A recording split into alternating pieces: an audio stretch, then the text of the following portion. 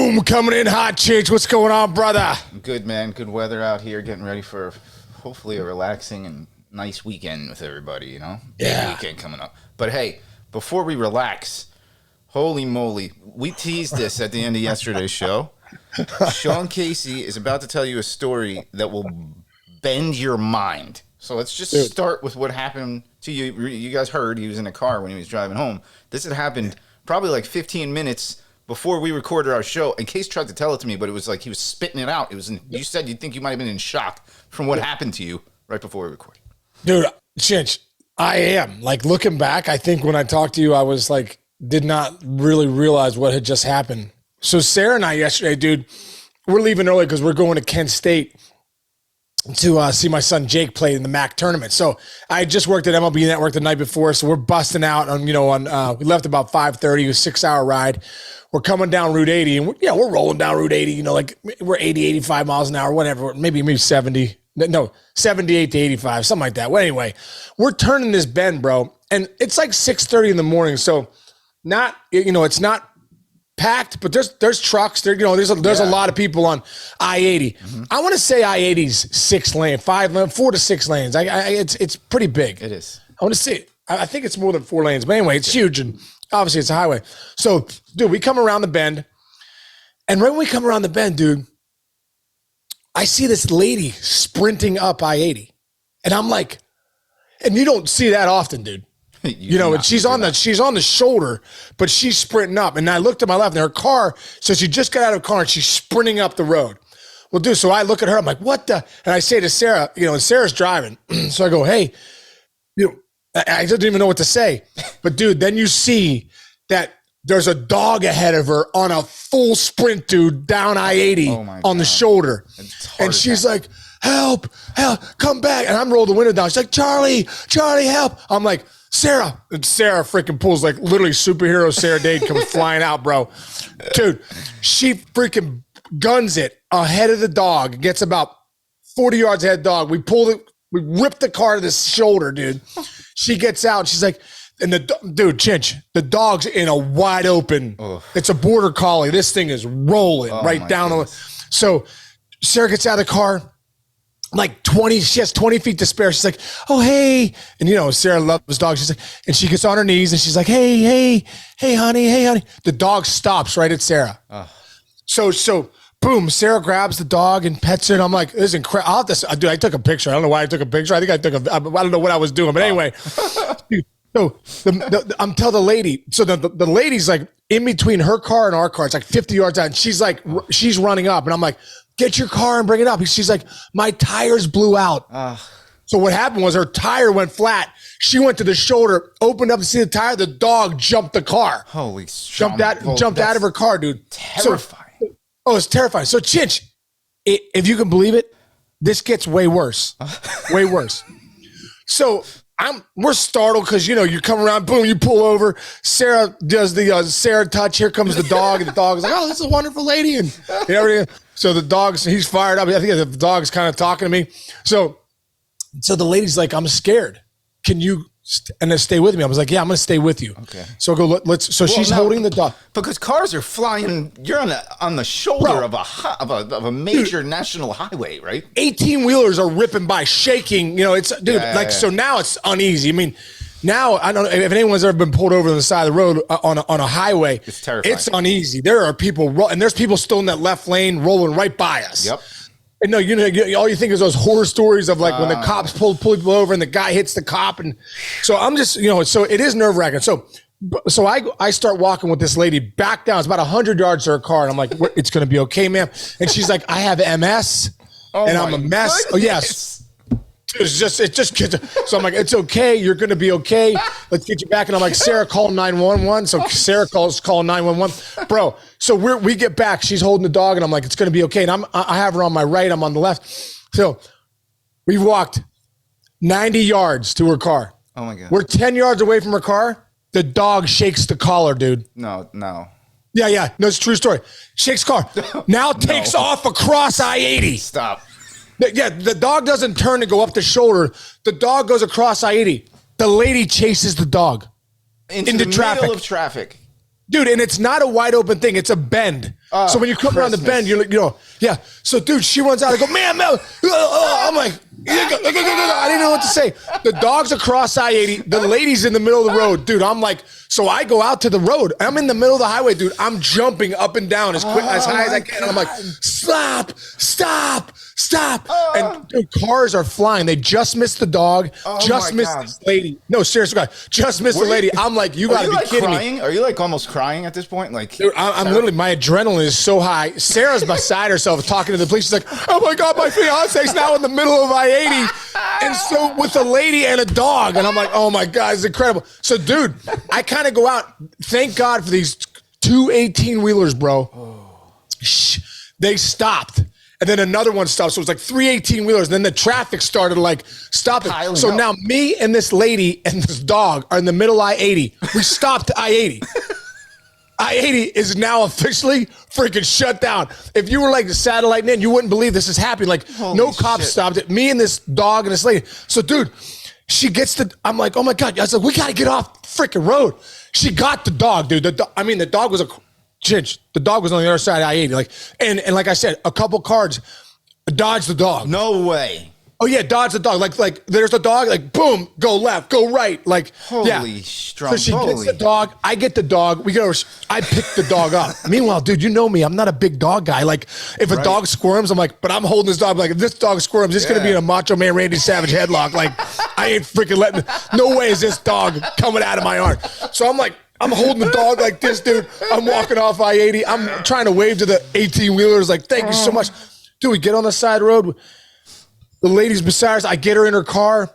I'm like, hit, the roadside assistance. The police are on their way. The troopers. God. I get the dog in the car. I call Sarah. She's beside herself. Oh, God, I can't believe this is happening. This is a mess. And I'm like, it's all good. Everybody's good. So anyway, the cops are coming up. Boom, I end up getting back in the car. I didn't get the lady's number. I wish I would have seen if she's okay. It was okay. I would think I was so uneasy. I got in the car, pulled off, and that was the beginning of the ride to Kent State yesterday, dude. That's what I mean. When I talk to you, I don't even think you weren't even making complete sentences. You weren't. I was like, what? Wait, what? I got a gist of it, but this is unbelievable, dude. Nobody recognized you. Why doesn't anybody ever recognize you? Dude, I'm not recognizable. You kidding me? I'm like the guy to go, hey, did we go to high school together? Dude, I had a guy today. Sarah and I, I'm on WDV in the mornings in Pittsburgh, a radio show, right? Now I got some, hey, listen, I got some good humor thrown out there. I got some funny stories and stuff. We went in this morning to Sarah's to get the radiologist getting ready for the radiation in a couple weeks, and I introduced myself. The guy's like, hey, I'm Sean Casey. I'm his fiance. She goes, Sean Casey, the radio guy, the guy on the radio. I go, yep, that's me. Oh man, see, this is a problem. If somebody had recognized you and they pulled out their iPhone, our show would be blowing up on the internet today because people would be like, watch. Former baseball player Sean Casey risks life and limb to save a dog from an old lady who's saying she has an MS flare-up. This is unbelievable. This is like one of the greatest stories ever. How is it the one time nobody pulled out the cell phone in the last 5 years? It's an incredible story. It's an incredible story. Well, literally an incredible story. And for some reason, dude. You're an angel. Like I said, for some reason, I pulled out my phone when Sarah was. Oh, let's see. Can you see her? Oh, my God. Yeah, I see her with the dog. She's holding the dog. Oh, poor Sarah. She looks terrified. And then that's her. That's her. I mean, dude, Sarah's like the dog was. Now, is this picture before he got away? No, yes, before he got. This is the first time getting him. Oh my God! So you guys are all at peace, and I'm like, Sarah, you're the hero. This is incredible. I'm like, and Sarah's like so good with dogs. Like I said, dude, I got bit by a dog when I was like I was 6. It's never been the same. Macy's the first dog I've ever had. Yeah. And she doesn't scare me because she only has 3 legs, so I could freaking dodge her if I have to. You know what I mean? She's trying to bite me. But dude. Like I thought it was over. Sarah got the dog. It all ends happy. No one's on I-80. Next thing you know, I'm on I-80. The woman's on I-80. Freaking dog's on I-80. Trucks are freaking stopping. 18-wheelers are shutting down. We shut down I-80 for like 2 minutes. Some guy I can just picture like a big 6'5" like truck driver with a hat going, is that bleeping Sean Casey out there in the middle of the road? Cincinnati Reds? Dude, golly. Is he part of them Cincinnati Reds? If you or anyone at home where are we? Were we in Jersey at this point? Yeah, we were in Jersey. We were still in Jersey. Anybody at home, call your friends, call your family members. If anybody saw Sean Casey in the middle of the road and happened to grab a camera or a phone or a video, please contact us at the mayor's office on Twitter, and please give us this video at all possible. It was incredible, bro. It's a great story. It would be national news if somebody had videoed it. If somebody videoed you dodging, because I'm sure you weren't running with you weren't looking like, Carl Lewis out there. You were ducking and jiving. It was like Frogger probably. Dude, it was total Frogger, bro. Like when Costanza was trying to take the machine across the highway. Oh, my God. Dude, it was human Frogger. It was incredible, bro. God. It was incredible. It was and I don't think I gave it. Now that I've thought about it more, I'm like, that was really, really dangerous, obviously. Absolutely. Terrifyingly dangerous. Terrifyingly dangerous. Well, God bless you, man. You're a saint. You're the guardian angel of this lady and her dog. She should change at the end of the day, Casey. I thought of that, bro. Going back, I thought of that same thing that we all have. I do think you were people put come there into for your that life, reason. Yes. Think about the speed you were going when you left the network. If you were running late or if you were early. You know what I'm saying? That all happens. Everything comes to one conclusion. We were the ones that were supposed to be there at that moment. Yeah. It's very crazy. That's a very crazy story, man. Had we got there any later, that dog was rolling, bro. Was like I said, was 100 yards away from. Border collies are not slow dogs. Yeah, wow. And it was, dude, we're always have our dogs on leashes, so. Like Macy, dude, you get Macy wide open. It's like it looks like a greyhound. You're like, oh my God. Yeah, it's like their feet don't even hit the ground. That's unbelievable, dude. Yeah, woo. Unbelievable. So thank God the woman's safe, the dog's safe, and BMW. I don't know what the hell BMW. They get better tires. I don't know what happened there. That's a wonderful story. All right, I don't know. We're only going to go downhill from here, but let's talk about a little sports baseball on a field where nobody got run over by a car yesterday. Yeah. Sarah, come here. Oh, here, yes. Let's get it here. Let's bring Sarah. Let's bring Sarah's Let's bring Sarah. Yeah, look, Chinch is giving you applause. I'm gonna do that. Tell a quick version of your story. Yes. Tell the version of when you saw me out in I-80. Well, I was being transferred to the state troopers, so the local 911 woman was trying to fill the state trooper in. And I'm there, not really completely engaged in the conversation because I'm seeing what's happening. And then all of a sudden I disregard all of the things that they have to do for protocol. And I'm sitting there giving them the play-by-play of what is going on. I'm like, oh yeah, we're getting the dog back to the car. And I'm like, oh my God, the dog is loose. It's running across the highway. Wait, the lady is chasing after the dog. Oh my God, Sean is in the road. Everybody's in the road. The 18-wheelers are stopping. And oh my God. And I'm just I said, while all of this was simultaneously happening, I'm saying a prayer to God, holy shit, that is the man that I love so much in the middle of the road playing Frogger. And I'm just what is going on? And then finally I get out of the car because I'm I don't know. I just feel like I need to do something. So I'm leaving them to kind of reconcile what's going on over the phone. And I step out of the car and I'm and then I come back to the conversation and God bless them. They are just so wonderful and professional. They stayed the course. They were still communicating, giving all the logistics. Yeah, the cops are how we doing now? Yeah, it was amazing. You're not good. I'm we are all losing our shit over here. Thank you for keeping it together. Get here quick. Oh, good job, Sarah. You guys I was telling Chinch how you were the dog whisperer. You're oh, here. And again, if I got out of the car, I'd be oh my God. I'd be this dog's running at me as quick as possible. I would have dove in the bushes. Yeah. Oh my God. I actually have a friend that breeds tons of dogs and is this award-winning breeder. And one of the things that she taught me with her dogs, because she breeds these massive Scandinavian dogs. Oh, yeah. She's when you're dealing with any dog, pretend that you are the sweetest, soft-voiced kindergarten teacher. So I was channeling my inner kindergarten teacher and being hi, little baby, how are you? Oh my God, it's so good to see you. That's great. So funny. I was did Sarah teach kindergarten at some point? Oh, good boy. Oh, that's so good. Great job, Sarah. Oh my God. Holy Great cow. job, Sean, for being agile. Hey, Oh there you yeah, go. I was as agile as I've ever been. I was like shuffling, I was Yeah. karaoke See? across, dude. It was incredible. Another reason why you got in shape. Here we go. You got. That's right, dude. I was ready. Use it or lose it. I was like, I've been doing sprints around the freaking neighborhood. That's for this reason, because I'm actually sprinting out of the way of cars going fucking 90. Yeah, like 8 months ago, you would have been 20 pounds up with a sling on your arm, limping. The dog would be in pieces on I-80 right now. Ma'am, I can't help you right now. I got a freaking bum shoulder. I got 2 bad hammies and a blown out calf. That was great. Sarah's got a great face, great voice for this. She sounds so nice on the. I know. We got to start bringing her on more. Yeah. All right. Shoot. It's unbelievable, isn't it? It's almost an unbelievable story, but it really happened. It's fantastic. I don't even know where to go. Here's my transition. Yeah. Here's an almost unbelievable story. Okay. The Orioles scored how many runs in an inning? They scored 7 runs in the. It's the only way they can transition. 8 runs in the 7th, I believe. 8 runs 7th, dude. We'll stay in.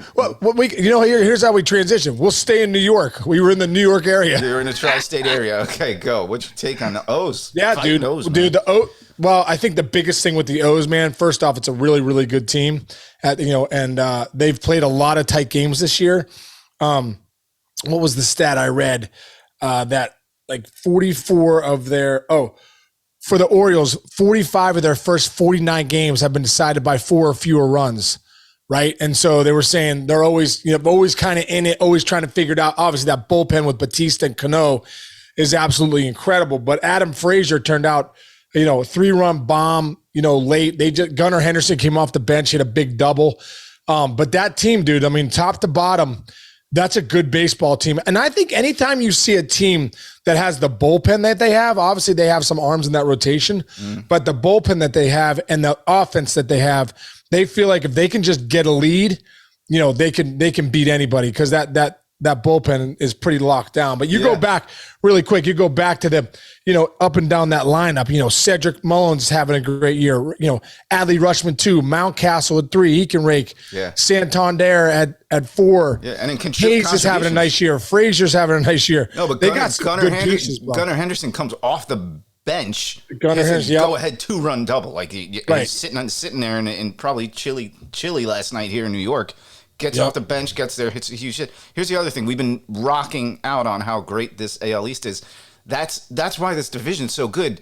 In years past, the Orioles were the team for the most part, but the teams at the bottom of a division, they usually roll over in games like that. Even in any division, that usually happens. But, you're not going to get that. You're going to have to play 9 innings against every team in the AL East. End of story. End of story. Right? The end of story, dude. I mean, you talk about Toronto and Boston being 26 and 24 at the bottom of that division with the Yankees, Orioles, and Rays. I mean, some good teams, right? You better have your act together. You better have depth. You better have a good bullpen. You better have guys that can go deep as starters. I mean, it's just like we talked about the other day. It's fun baseball, man. Yeah, it is. It is. Let's stay on the comeback trail, because the Illadelphs Philly, they were down 5-0 early. What did they score?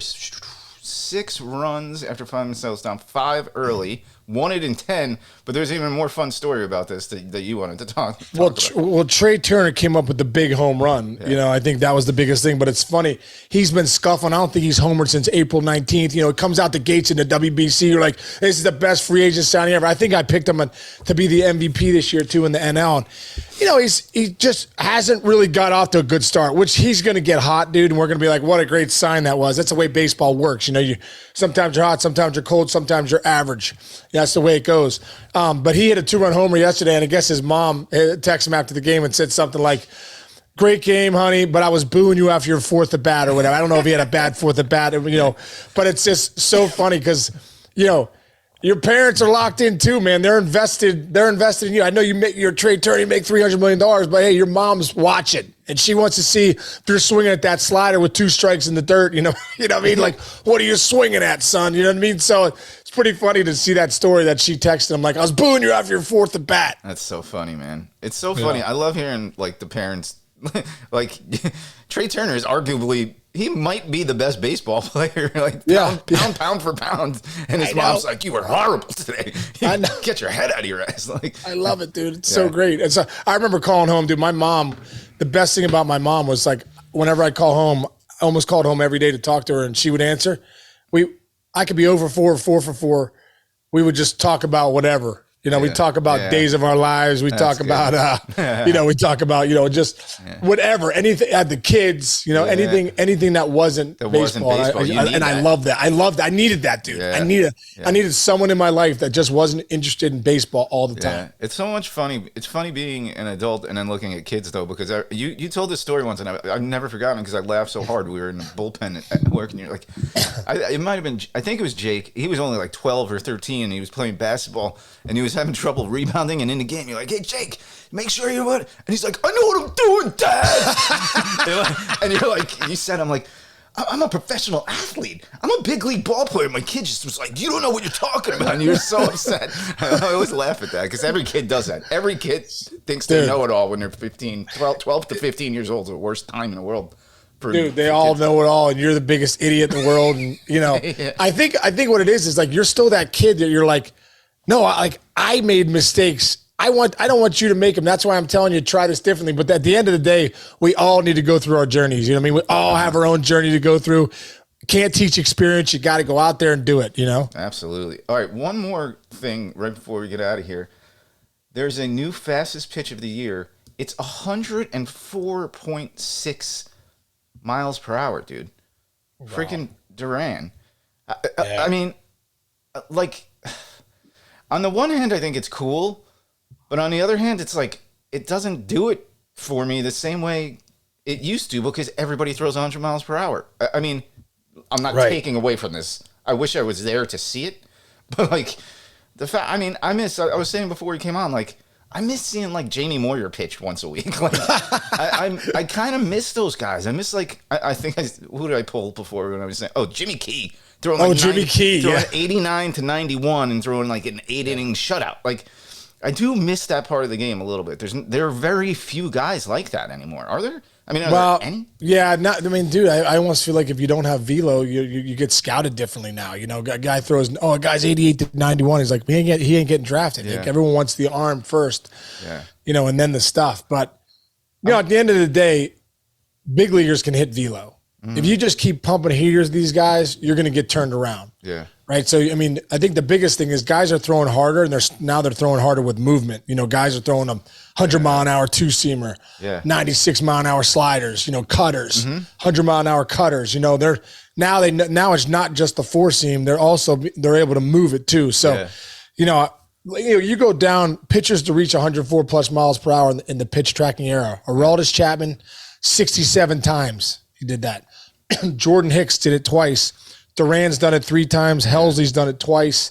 And a couple other guys have done it once. So I faced 104, dude. Joel Zumaya. Oh, yeah. When I was in 2006, when I was in with the Pirates against the Tigers, right before I got traded there, Zumaya came into a game, and the first pitch was 104. And I remember looking up at the radar gun in PNC Park, and I go, "What? That's fast." That's fast. That's like the difference between 94 and 84. Yes. So that's like a good pitcher throws 94. He's got 84-mile-an-hour changeup. It's incredible. 94 and 104 is that difference. It does look a little different. It's like, whoa, is that fast? What did you do? Do you remember what you did against him? I think I grounded out. Or I flew out. But I do remember, after I saw it, I was like, all right. My eyes saw it. Okay, I'm on it. Oh, yeah. See, that's the difference. That's why some of these guys don't last long. It's funny. I was actually watching some, our boy Jack Leiter. I was watching some of his highlights the other day. See, he struck out. How's he doing? Dude, career high. The last outing I saw, he might have pitched after this, but this was, I was just looking at the stuff. He career high 10 Ks in this one game. And he was hitting 90, 98, maybe even high. I saw one pitch 98. And I remember when he was in high school, he was throwing 93, 94, but then he gets to college. Obviously, Vanderbilt is like a minor league baseball team in general. Whatever these guys are teaching these guys about how to open their arms and their mechanics and stuff, and probably their workouts, but Jack's a different story. I mean, his father's one of the nastiest pitchers of his generation, and they both got that big lighter ass, so they can't throw. The lighter ass is big. It's huge. The lighter ass. You want to be a big leaguer? Yeah. If you were born with a lighter ass, you got Mark Leiter's son, Mark Leiter Jr. He's in the big leagues. Al and freaking Jack are in the big leagues. Freaking, if you were born with the lighter ass, let's go. You're going to pitch in the show. You are going to throw hard in the big leagues.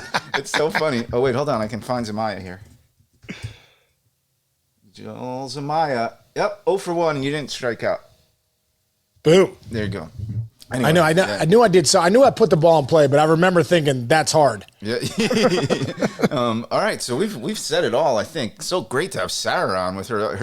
I know. Wasn't that great? Yeah, we get some soothing tones on here. It's usually you and me like. She's like, "Hi, everybody. It's very nice to join Soothing tones. the mayor's office." And then I got down with the dog like a kindergarten teacher and said, "Hey, baby, you're doing so great on your ABCs, 1, 2, 3s. Why don't you give me a hug real quick?" And the dog's like, All right, we can end there. All right, we're back at it tomorrow. Hopefully. back at tomorrow. Hey, dude, I want to give Kent State a shout out, baby. They came back yesterday, go. 3-3 game Western Michigan. My man Kyle Jackson, bam, hit a 3-run bomb in the 8th. Nice. They ended up winning 6-4. Are we in a They played tournament? tonight. They played tonight.